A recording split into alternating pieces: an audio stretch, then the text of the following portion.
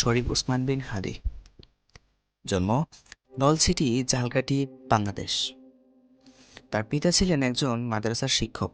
তিনি ঢাকা বিশ্ববিদ্যালয়ে রাষ্ট্রবিজ্ঞানে পড়াশোনা করেন।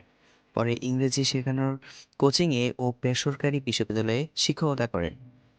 তিনি সাধারণভাবে ওসমান হাদি নামে পরিচিত ছিলেন। সাধারণত ওসমান হাদি রাজনীতির বাইরে জনগণ কেন্দ্রিক আন্দোলনের পক্ষপাতী হিসেবে নিজেকে উপস্থাপন করতেন এবং সরাসরি জনগণের সঙ্গে কথা বলতেন।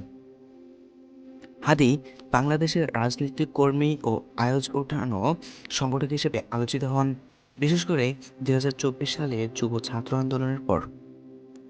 তিনি ইনকিলাব মঞ্চ নামে একটি রাজনৈতিক সাংস্কৃতিক প্ল্যাটফর্মের আহ্বায়ক ও মুখপাত্র ছিলেন। 2025 সালে ত্রয়োদশ জাতীয় সংসদ নির্বাচনে ঢাকা 8 আসনে স্বতন্ত্র প্রার্থী হিসেবে প্রচার করেছিলেন নিজেকে।